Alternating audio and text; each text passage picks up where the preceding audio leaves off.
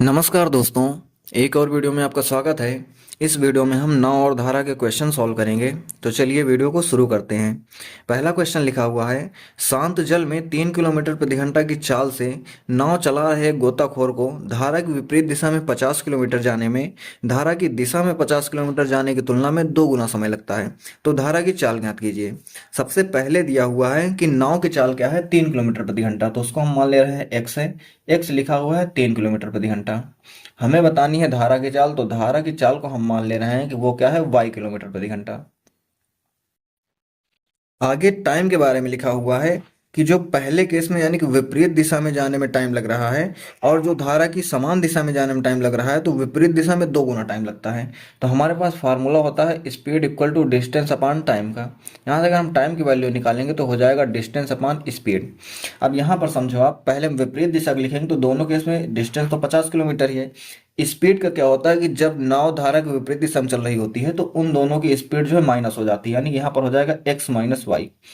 और दूसरे केस में जब समान दिशा में देखेंगे तो डिस्टेंस 50 किलोमीटर ही है, लेकिन समान दिशा में चलने में स्पीड क्या होती है, दोनों जुड़ जाती है, तो ये हो जाएगा एक्स प्लस वाई।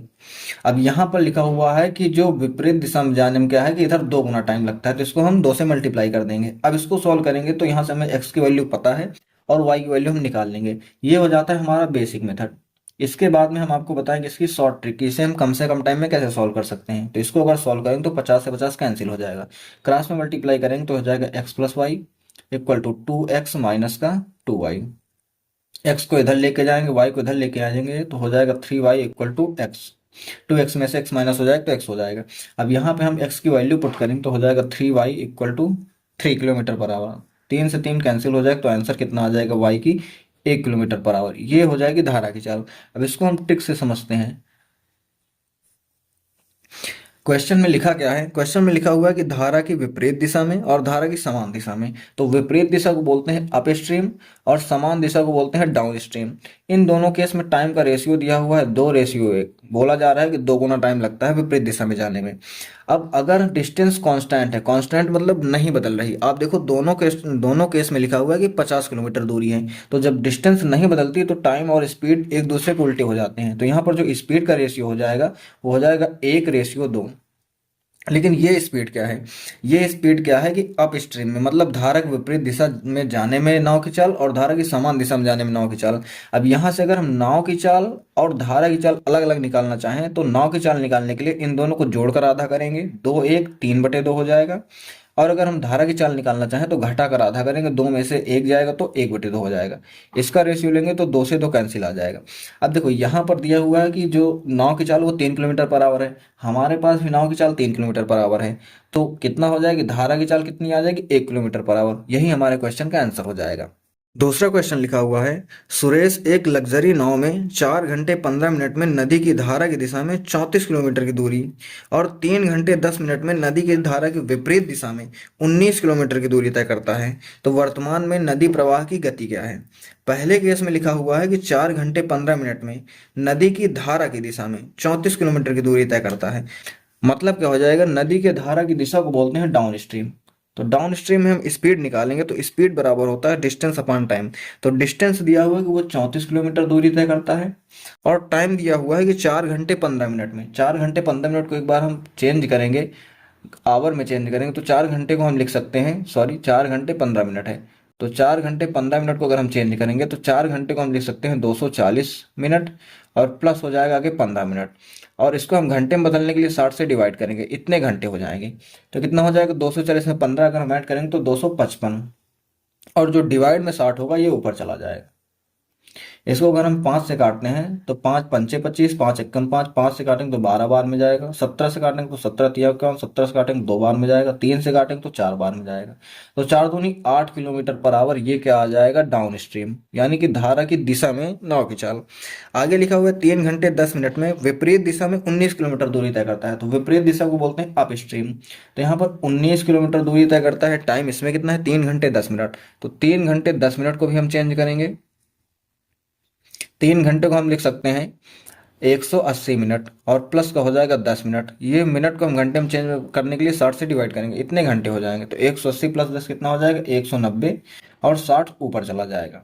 इसको डिवाइड करेंगे तो 10 बार में जाएगा और ये जीरो से जीरो कैंसिल हो जाएगा। तो अप स्ट्रीम कितना आ गया हमारा 6 kilometre per our.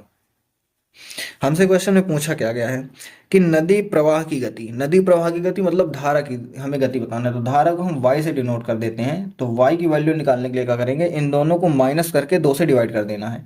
8 minus 6 divide by 2, ये कितना हो जाएगा 2/2, यानी कि 1 किलोमीटर पर आवर। ये क्या हो जाएगी, धारा की चाल या फिर नदी की प्रवाह की गति। ये हमारे क्वेश्चन का आंसर हो जाएगा।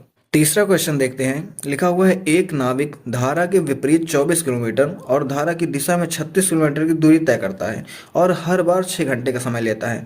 मतलब धारा की दिशा विपरीत दिशा में जाने में भी 6 घंटे लगते हैं और धारा की समान दिशा आने में भी 6 घंटे लगते हैं।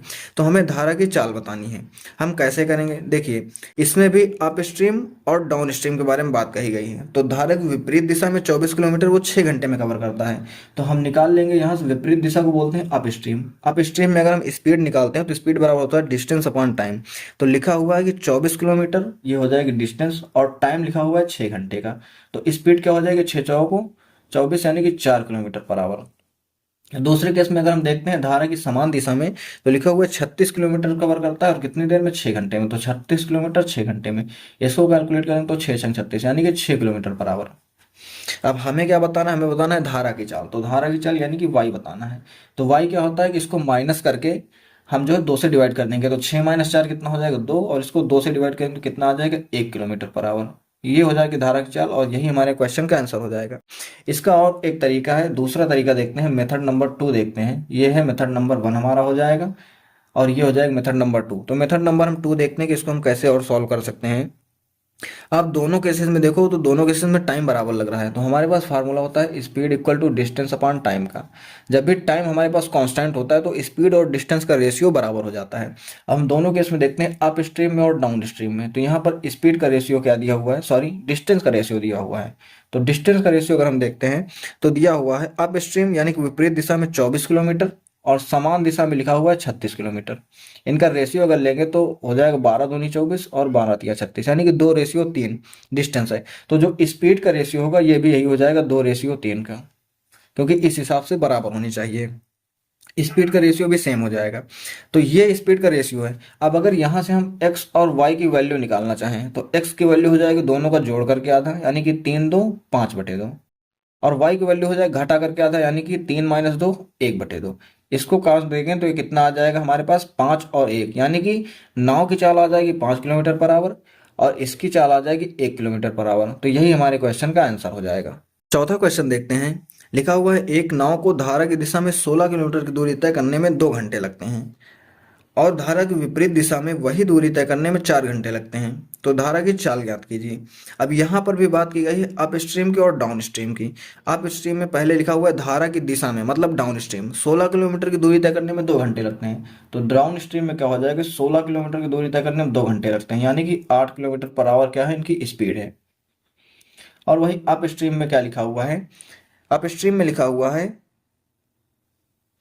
कि विपरीत दिशा में वही दूरी तय करने में 4 घंटे लगते हैं यानी कि वही दूरी का मतलब 16 किलोमीटर तय करने में कितना टाइम 4 घंटे, मतलब स्पीड क्या हो जाएगी 4 किलोमीटर पर आवर की।